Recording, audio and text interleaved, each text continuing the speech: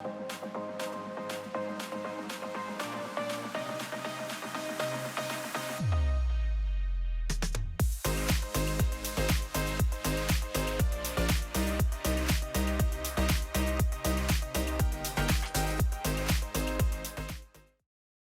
everyone, and welcome to the SavvyCast. I am so grateful for all of you who are tuning in, whether you're listening to the podcast or watching on YouTube. I so appreciate the fact that you're joining us today.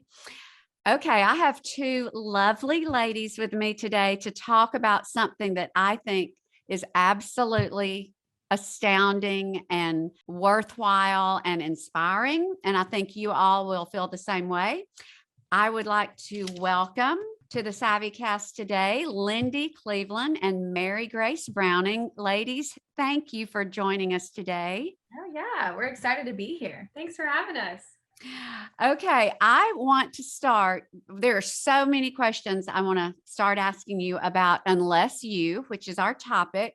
And everyone, just please stay tuned because this is a fascinating topic. But ladies, I want you to start with our icebreaker question. What would you choose as your last meal? Remember, calories don't count. It's the last thing you'll eat. So, Yeah, let me preface, one of you is pregnant. Yes. So it is me. This one gets married in October, so it's not her. Right. So I can't really have my favorite right now either. Yeah, she's blaming Trying all to of fit us into a wedding dress because we've been being pregnant. I've been eating horribly. And she's like, you've got to stop bringing food around here because I've got to squeeze into this wedding dress. And I'm like, yeah, I'm not worried about that. But yeah, my last meal would probably be some sort of spicy crab sushi roll. That's all I want right now. It's all I think about. Or like a super rare steak. I can't have my steak cooked the way I want it right now. Oh my goodness. That's hard. So my husband and we're already talking about like, what do we want to have delivered to the hospital the second the baby is out? Oh. And I think it's going to be sushi. So. Sushi and a rare steak. So you're just going to hold off and all of it. I would probably say sushi as well, specifically the salmon crunch roll from Bamboo is one of my favorites. Oh, yes. I also love a good burger and French fries from Jack Brown. I like the chiflet with bacon and egg. Okay. That one's good too, or their guac burger. Yeah. I am so remiss. I have not eaten at Jack Brown's and I hear so much about it. Okay. Well, what I want you all to do is I just want to start by introducing the listeners or the viewers to what Unless You is. And we're going to start, I guess, with you, Lindy, because you founded it. And just give us, everybody, a good idea of what we're about to be talking about, just a good general idea. So we are a nonprofit day program for adults with developmental disabilities. We do continuing education, life skills, job training, and fine arts activities. We started almost 7 years ago, and we create a college-like atmosphere for our students after they graduate high school. Yeah, we're basically a university for students after they graduate high school. And then we also just opened our ice cream shop, which is open to the public. We sell ice cream and our students are receiving vocational training, job training through the ice cream shop. Okay. And that ice cream shop is called Unless You Scoops, correct? Yes. Unless You Scoops. Okay. Lindy, what I would like to ask you, and I was reading about some of the history of this, what inspired you to start Unless You and dedicate your life to helping those with developmental disabilities as adults? Yeah. So my brother has Down syndrome. He's 35. And while I was in college, Jordan went to Hoover High School. And then after graduating, he tried some of the programs in the area. Jordan has pulmonary hypertension, so he's on oxygen full-time. It's a heart and lung problem. And so the programs in the area were mostly recreational based or work-based, which were just not a good fit for our family because of his physical limitations. But his personality is bigger than his body. And so his world just became really small. My mom was a school teacher and she retired to be at home with him full time, and she was doing all she could engage him academically, socially. But, if COVID and the pandemic taught us anything, it's our need for structure and our need for community. Yes. And that's how Jordan's life was pre-pandemic. And a lot of our friends, they went from being pushed and advocated for all through school, all through K-12. And the day they turn 21, it's like, it's over. It's like, maybe go find a part-time job somewhere, bagging groceries, or like shoot hoops all day. And we just felt like there's got to be more to life for Jordan than that. And so while I was in college, our family was like kind of at this crossroads with Jordan, and Stanford has an incredible early childhood special ed program, but it's only certifies you K through 6th. And so I was in the special ed program, but I was struggling with seeing this need for my adult sibling and trying to figure out, like, I think that this is where my heart is leaning towards. How do I graduate school on time? Because that was my parents said, you have 4 years and you're on your own. And so how do I graduate school on time? How do I try to meet this need in our family? And so in the midst of, I kind of had that normal college identity crisis that most people have about sophomore year. What am I doing? What does life look like after this? And started to have this idea of, could we create a program where we could create college-like atmosphere for adults with special needs? Because also in the midst of moving into school, I saw Jordan's heartache and of my older brother moving off and going to college, and then me moving off and going to college. He wants and desires that same opportunity as we all have. His limitations, don't limit his desires. And so right. And how old was Jordan when this was going on? He had graduated from high school. So he was in his 20s, late 20s, when I was in college. Is he the older brother to you and your sister? I have two brothers. So I'm sorry. I have an oldest brother, and he's older than Jordan, and then I have Jordan, and then then you. Okay. Yeah. But he was watching both of you do move what he move on. And he was stuck at home. And may I ask you this? You mentioned that the only options available to him, and I guess to others with developmental disabilities, were more recreational.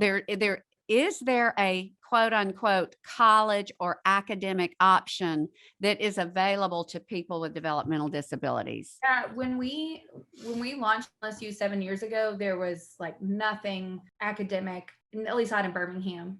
Nothing collegiate. Now they've started these programs over the last several years that they have it. And Alabama had one when Jordan was in high school too, but Stanford has one called Turning Points. Alabama has one called Crossing Points. Auburn just started one called like Eagles, Eagles program. And these are programs on college campuses for students that can like attend a college, like have a college like experience on campus. And those programs are amazing, but those programs also only serve an elite few. Hundreds and hundreds and hundreds of people apply for those programs, and they take like 5 to 10 a year. Oh, wow. And I'm assuming they have to be highly functioning, because you said they have to be able to go to class. So that would mean either they were self-sufficient in that regard, or they had someone with them. Right. Correct. Yes. And the problem too with those programs, they're amazing for the students that can get in, but parents are having to pay full college tuition. And so, whenever we all go to college and our parents are paying for us for 4 years, they're expecting us to get out and be able to provide and support ourselves independently. Whereas, a lot of our students and the students that do go to those programs, once they get out, they're having to return back to the house with their parents. And then, their parents just forked out all of this money for them to go to a 4-year college and have an amazing experience and probably grow and learn a lot, but still have the same problem, which is what's next. So it's not really these programs at the universities that you're paying full tuition for. They're not going to graduate with a degree that's like, that's right. The goal of those programs are for you to graduate and live independently. And some students accomplish that goal. After graduation. But I will say, like, we have some students who didn't accomplish that goal and are now enrolled here. Oh, okay. So yeah, I mean, those programs are great, but like I said, they serve an elite few, and those families are interested in their student living independently. Our families, our families desire more independence for students, but their expectation is not that they live independently. If that makes sense. Okay. So with that being said, okay, you started unless you in what, 2014? Yes. Okay. So what did that first, I mean, first of all, I commend you as a young female entrepreneur. First of all, and I was talking to my husband before he was here just a few minutes ago. He's an investment banker. And he said, kudos to her for starting something, because most businesses don't survive, I think, 10%. And now I'm not sure. Let me ask you this. Are you a profit or not for profit? We're a nonprofit.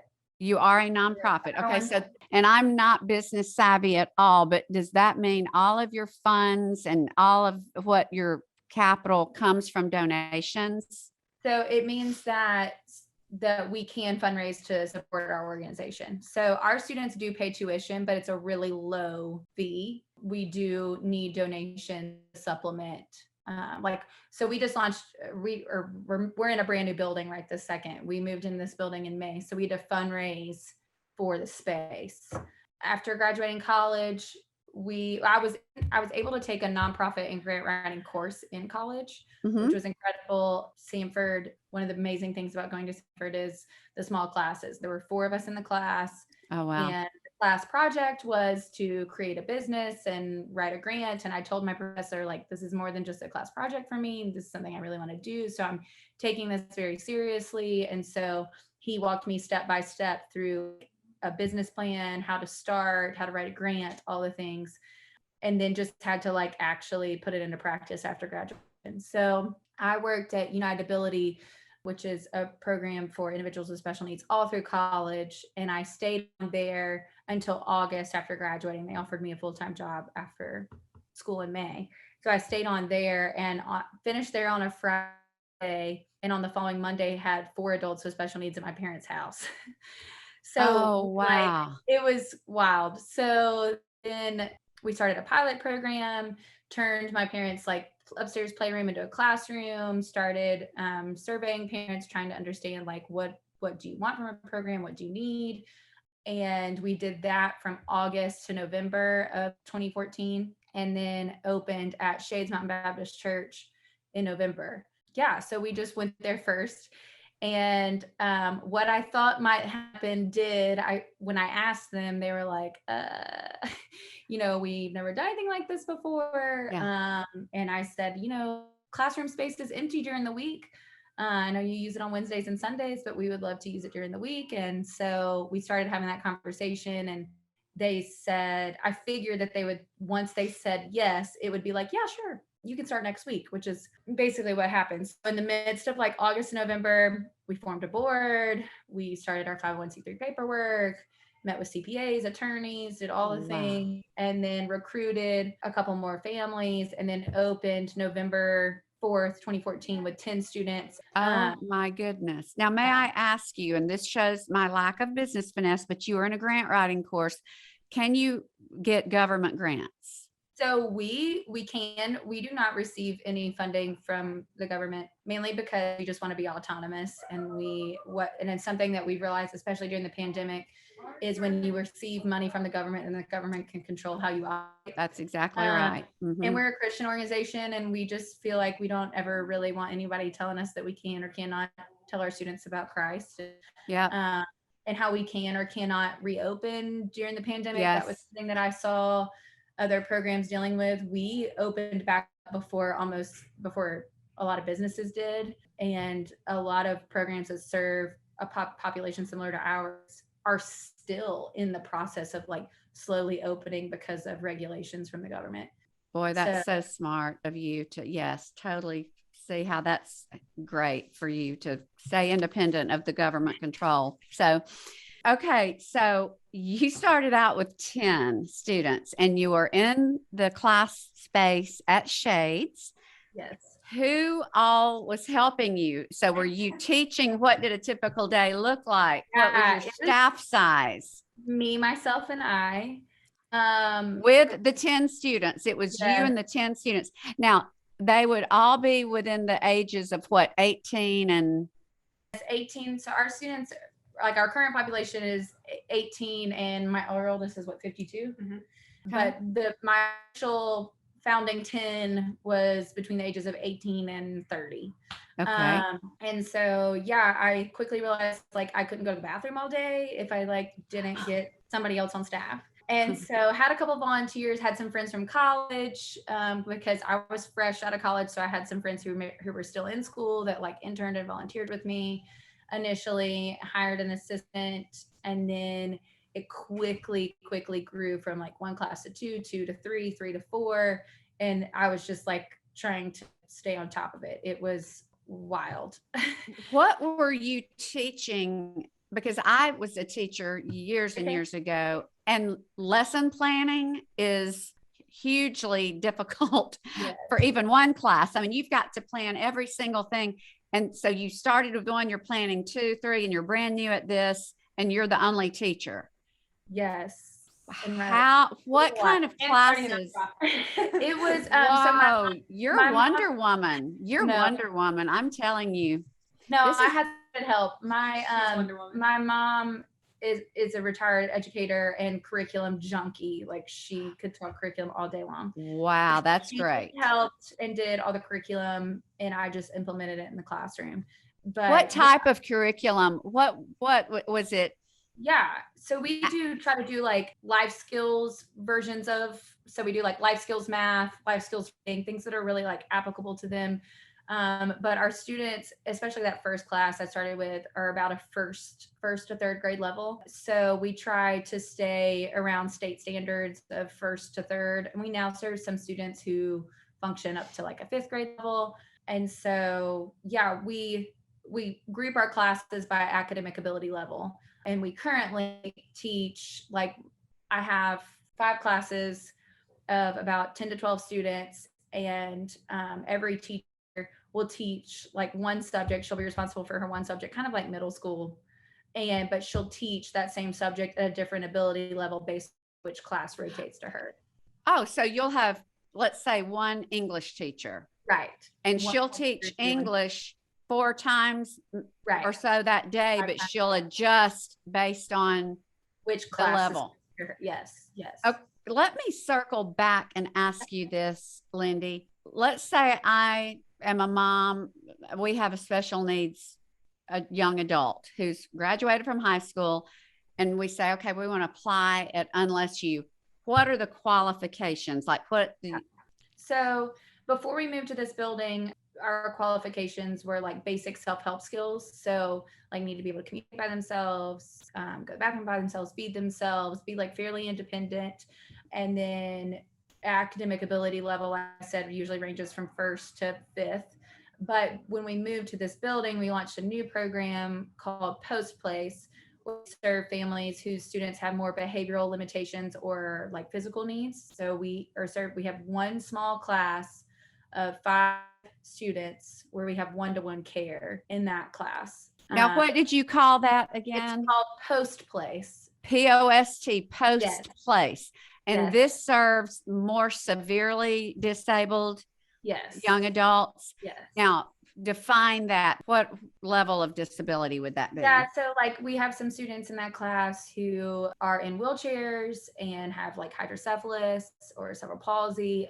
We have a couple students in the class who have a dual diagnosis with autism, and so their like sensory needs are more than our classes, so therefore they need a room with smaller space, more one-to-one care, and we have a sensory room in that class as well.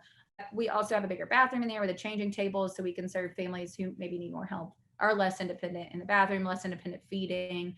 Because what we realized over the years is like our student population, the majority of the students we serve, while they have very limited resources, they have other options. This population has like nothing. There's United Ability, which serves people with more limitations like this class, but it's got a really long waiting list. And United Ability, is that a Birmingham organization? Yes, it was UCP, and they renamed it United Ability years ago. So United Cerebral Palsy, serve more of that population, but they have a really long waiting list. And the issue that these families have are that when you're put on a waiting list, we're talking 5, 10, 15-year commitments from these families. So it may be a while before a spot opens up, And then the other programs that serve this population are government-based, like the Arc of Jefferson County and places like that, which aren't always a good fit for every family.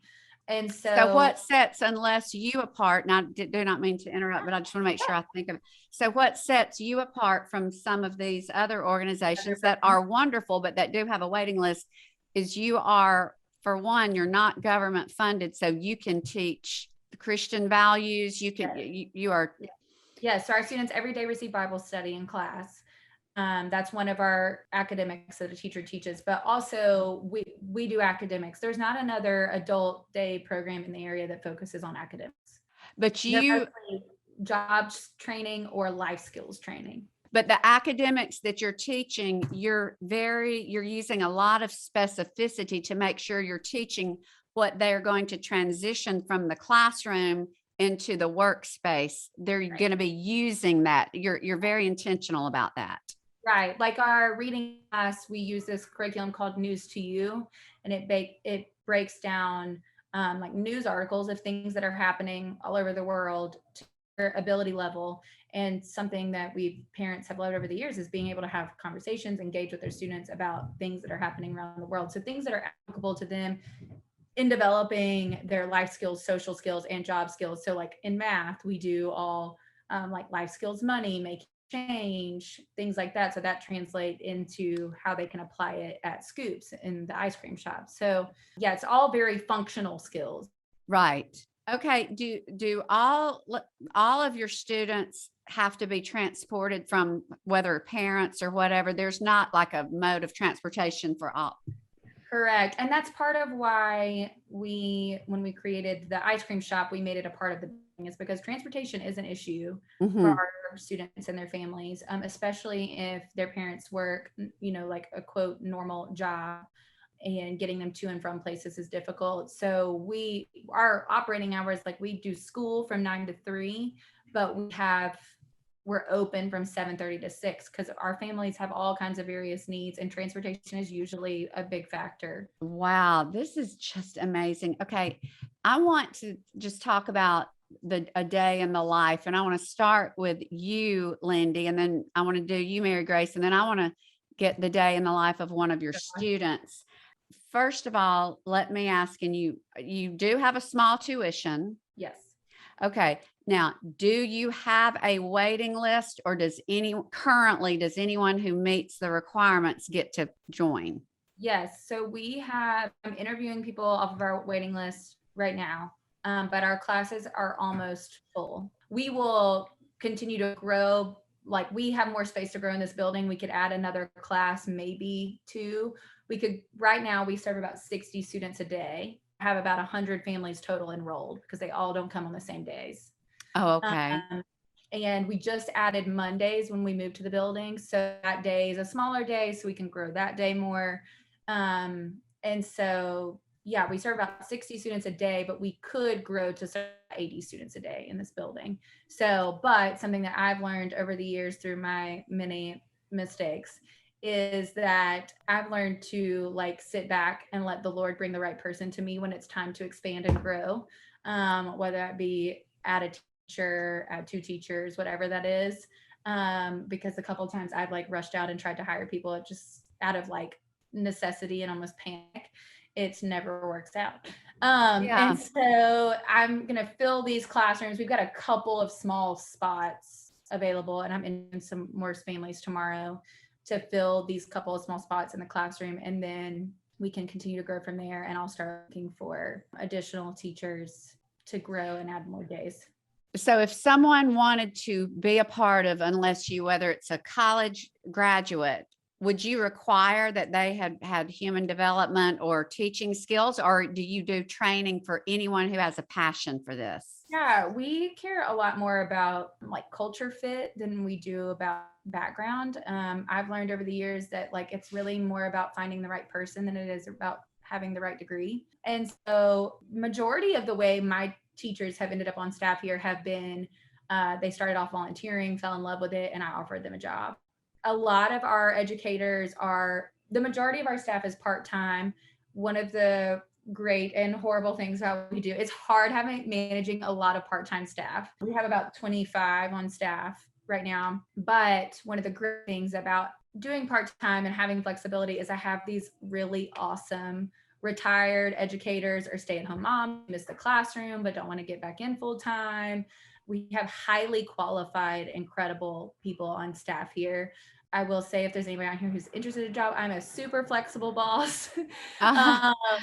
Our staff, like I said, we have conversations, how many days a week do you want to work? And then it's an ongoing puzzle that I'm constantly putting together. But yeah, I mean, I think for a grant recently, we totaled up like how many years of like education experience do we have between the staff? And it was like between the 25 members, it was like 250 total years of education experience. Like, wow. I mean, we have highly qualified people here, but also a lot of like word of mouth from like current employees of mine saying, I really think my friend so-and-so would be amazing here. And we just try to get people in the door, and usually they pretty quickly fall in love, and then I talk them into working.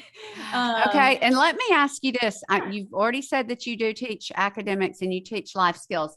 What kind of life skills or trades, or like if someone, let's say there were a retired man who loved maybe woodworking or building things, would that be something, even if you don't have that on your curriculum right now, if he came to you, do you sit back and say, well, there are people in my group, because I'm sure you have a finger on what everyone, what their interests and capabilities are. Are you open constantly to new things being taught?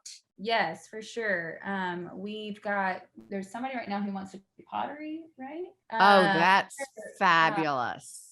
Moss, Dr. Fred. Yes. And then we have this incredible volunteer who helped build the built-ins in our library. And he started talking to us and saying like, he's a doctor, but he also taught med school. Mm-hmm. I don't. And he's incredible. And he comes and teaches one day a week. He's really passionate about Alabama history. And so he comes and does that one day a week. And our students love that. Yeah. I mean, people are always calling us with ideas and classes, and we're always open to whatever. Okay. I'm just sitting here thinking what a blessing and a gift this is to not only the students, but to the parents who want more for their young adults than, just them sitting at home or going to the Y or doing whatever the options are. This is just amazing. Okay. So Lindy, your role, you founded this. So is your role more in the managerial, or give us just a succinct day in the life of Lindy? That is a complicated question. It is different every day. I've told Marye Grace, like, I feel like my job at this point is just like a professional problem solver because it's just like something's always coming up, something's always needing to be addressed, especially now that we've moved into our own facility, which is. May I ask where your facility is in Vestavia? Yeah. So we do Vestavia Hills United Methodist Churches. Yes. It's behind McDonald's, across from the city center in Vestavia. Oh my goodness. You're behind Honey Baked Ham and. Yes, we're back that way. Yes. My goodness. So, and I can give you a little, and this is like a long story, but I can give you a background on that. So when we started looking to lease space, I mean, I told Shades, like, we have no intention of being squatters. Like, we just need to get started. We need to figure out financially how this works. And then move out, we'll go lease space, we'll move on. Well, we were there for 6 years, which was never my intention. But every time we went to go lease space, we would have a jump in enrollment numbers, and people would want to lock us into like a 5-year lease agreement. And that amount of square footage would no longer work would stunt our growth as an organization. And so we really like struggled with finding the right space, and also convenience matters to our families. Like where we're located makes a big difference. And we knew that where we were at Shades, like, worked for our families. Everybody was making it work so far. Even though we do have students who drive from all over. I mean, we have students that come from Moody and Odenville to Gardendale to Montevallo. Like, we have students that spend 45 minutes in the car coming to school every day. And so we start trying to figure this out. And in the midst of all this, one of my teachers, she's a retired speech pathologist, her son is also involved in the program, and her husband is on our board, Yeah. is a member here at Vestavia Hills United Methodist, and asks, what are you doing with that piece of property at the bottom of the parking lot? There's this piece of property that had an old house on it that the church bought and tore the house down, and they were just like using it as a prayer garden. And they said, I don't know, do you want it? And we were like, I don't know, do we want it? It caught us so off guard that they were like so willing and so quickly, like, you want it? We were like, wait, what's wrong with it? Like, you know, we started kind of like panicking and trying to figure out, like, is there some trick? Is there like, what's it's like manna from heaven. Wow. Right. But we didn't know what to do with it because it caught us so off guard. And we laugh about it now because as a board, we talked about it for like way too long, probably like 6 months. We talked about it.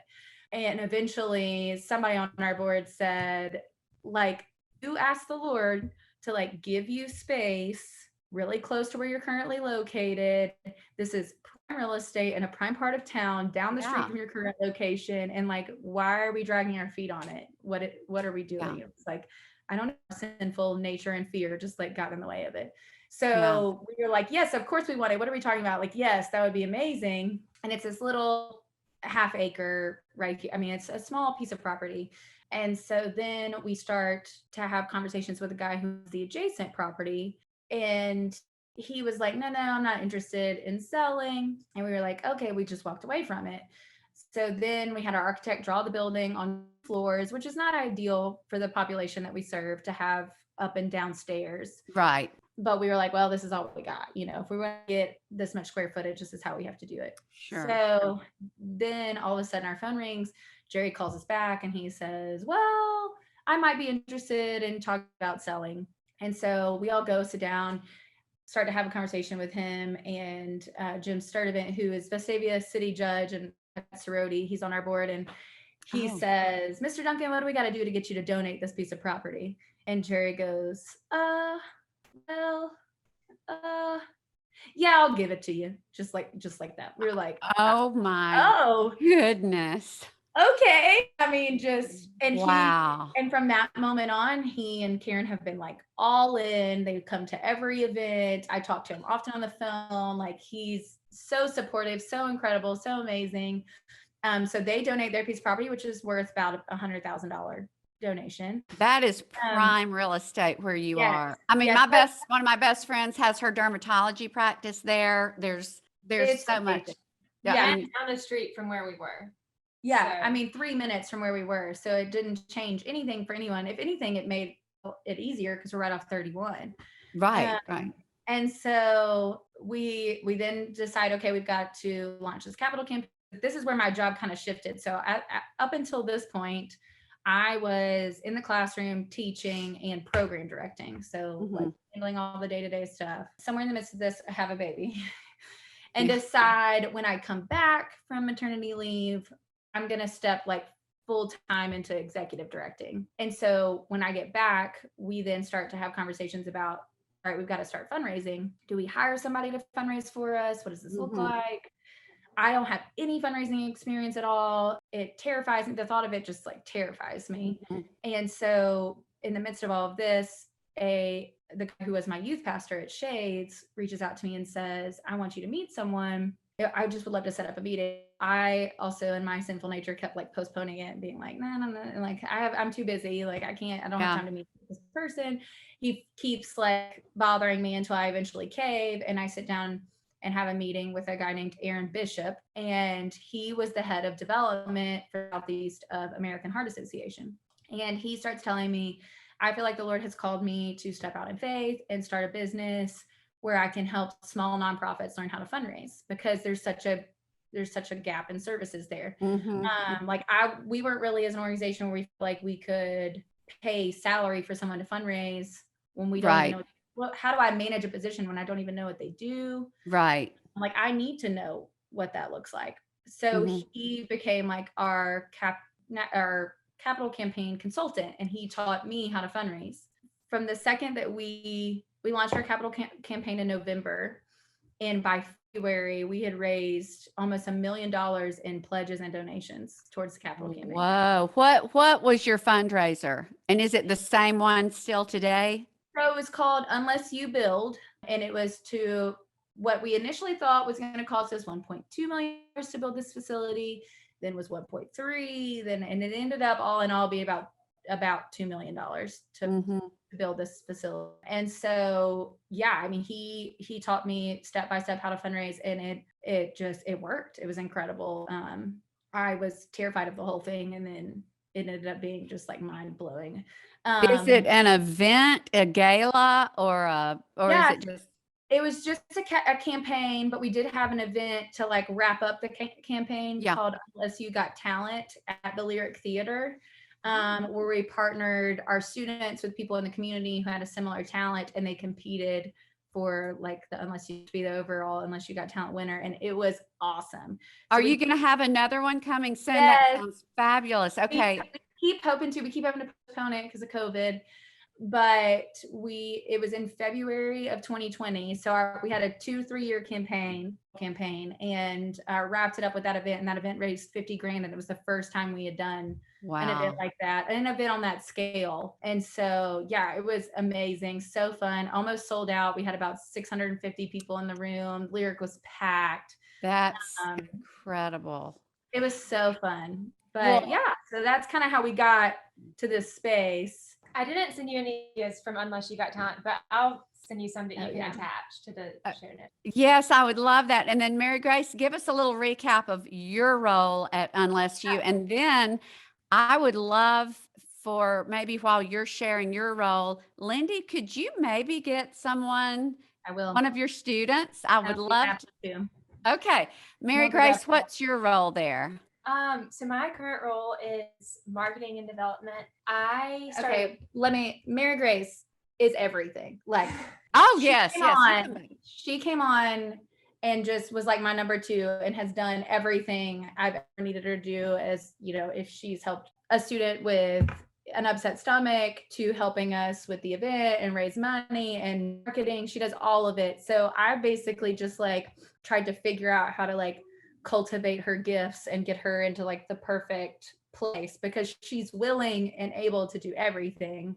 An incredible asset to our team. Like, don't know how I would even kind of function without her, and don't know how I functioned without her all those years. Still don't know how that happened. But she started on with me as an intern in college. Yes. I just trying to figure out how to keep her around. So she tried to leave me once. Well, Marye Grace, what gave you a passion? I know that you were in at Sanford in human development studies. What gave you? Do you have someone in your family with special needs, or is this just a passion for you? Yeah, so I want to say it was sophomore year. I helped out with Lindy. Started when she was at Sanford. She started something called Dance for Down Syndrome, where she wanted to like foster inclusion for people with disabilities in the Sanford community. So she started a dance called Dance for Downs.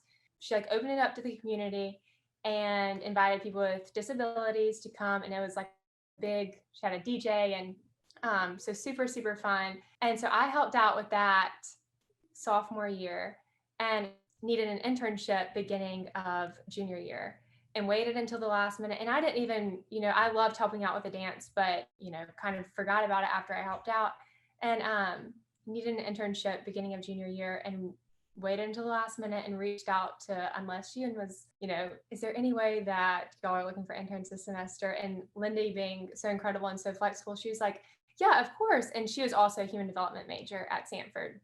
Right. So I started coming 2 days a week junior year and helping out in the classroom, just kind of working one-on-one with students. And I mean, within a week or two, fell in love with the organization and the students. I mean, pretty much, Lindy probably said this, but almost everyone that's on staff here kind of began volunteering. And then, once you start, it's kind of hard to leave. So I started interning, and then after that semester, Lindy hired me part-time, and I would do aftercare.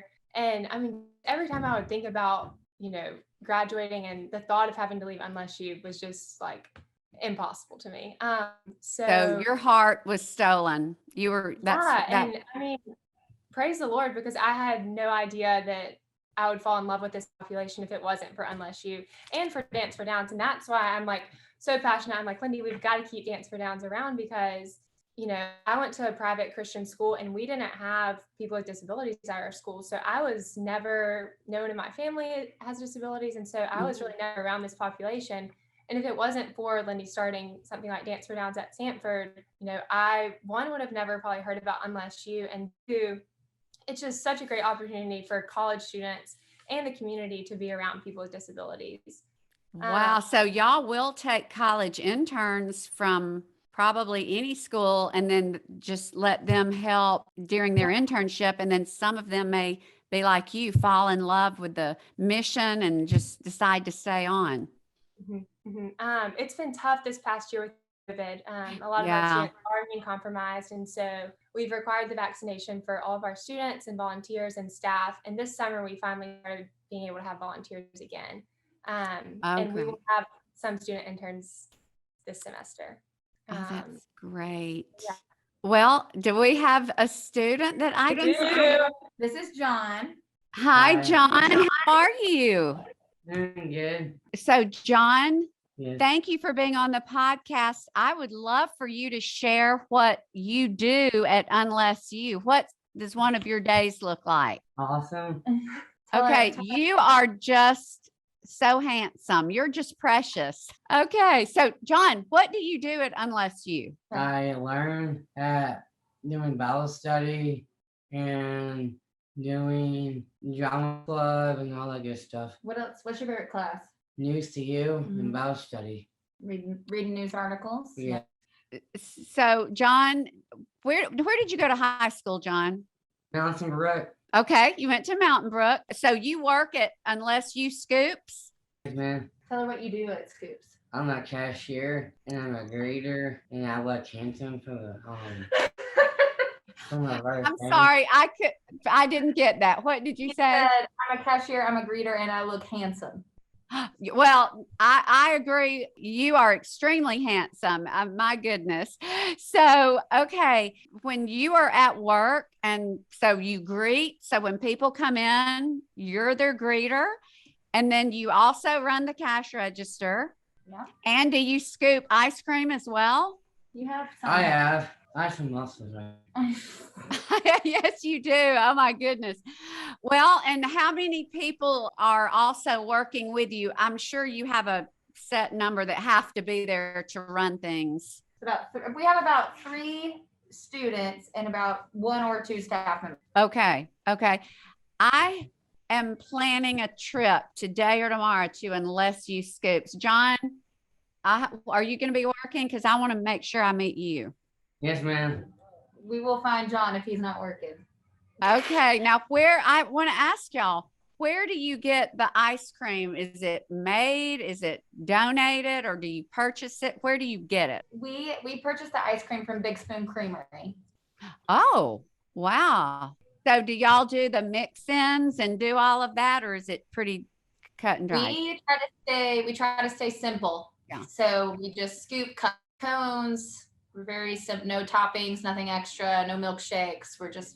We want it to be as simple as possible for our students. With tax, like 1 scoop is an even dollar amount. We try to keep things as simple as possible. So I think that's great. John, have you made lots of new friends at Unless You? Yes, ma'am. How does Unless You compare to, you went to a wonderful school, but how is this different? How does it make you feel being part of Unless You? Part of my family. It's your family. Yes, ma'am. do you like being a big college man on campus? I like to hang out with my buddies and all that good stuff. That is awesome. Basketball. Yeah, we have a basketball team. Yeah. And he said earlier, he's part of the drama company. So the drama company is some of our students audition and try out to be a part of our drama company, and they put on plays every year. So we're getting ready for our Christmas show. Oh my God. Okay. I want y'all to please keep me abreast of when that is. I want to first of all come, but I also want to spread the word on that. So John, you are just an inspiration. John, what would you like to say to maybe friends, maybe out there that you've never met, who might be wondering what's next for them after they graduate, what would you say to them about Unless You and what it can do for them? Welcome to LSU. I'll show you all the classes we are, and there's the walkers. Yeah. He's good at showing people around. So you think, Yeah. what about students that may come? Why should they come? Why should they come here? Because they have a great college and a good experience for everybody to meet different people.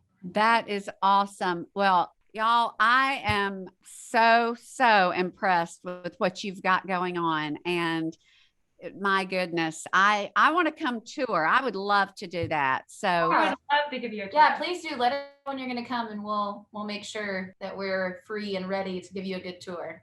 oh, I would love that. And I want to end this podcast by asking one question. I have listeners and viewers, they're from all over. And if I were a parent who had a child who could take part in something like this, but I didn't live in Birmingham, I would be like, oh my goodness. What would you say to them? That you're here, you're in Birmingham. Are there ever any chances that people maybe of a kindred spirit who wanted to grow this where they are? Is that ever a possibility? Yeah. Oh, John, let me say this. When I come visit, I'm going to bring you an Auburn mask and you can wear it some. Is that okay? I'm an Alabama guy. Will you wear it every now and then if I bring you one? Sure. Oh, you're so sweet. That's big. But to answer your question, so that's a question we get a lot. I get people wanting to know if they could grow something like start something similar or grow another location. And so I started a consulting side gig, and it's on our website. It's called Cleveland Consulting, and people can call me or we can have meetings, and I'm willing to answer any questions. It became such a big part of my job. I had to start something else because it was taking away from my day-to-day here. And that could be a whole nother job. We helped an organization get started in Indiana, and they are doing great. They started about a year and a half ago. She has about 20 students. They meet out of a church. They're following the same business model that we do. And so you provide the business model and you do all of that. So someone listening maybe with the entrepreneurial spirit and they say, my goodness, that's where to go, Cleveland Consulting. Yes, it's on our website. We'll send you the link.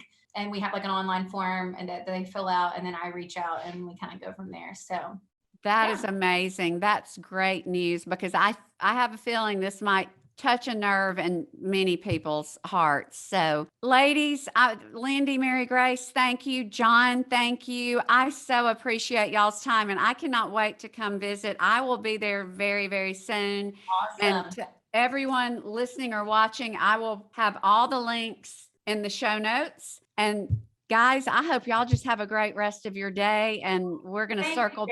Thank you, Jamie. Thank you for having us, and thank you for letting us share our story on your platform. We appreciate it. We welcome any opportunity to spread the word about what we do. So thank you. Great. And then you're also on Instagram. I will include it in the show notes, but you're at Unless You, just capital U, and also at Unless You Scoops. Yes. Mm-hmm. Okay, so I'll put all that in there. Guys, thank y'all so much, and y'all have a fabulous rest of your day. Thank you.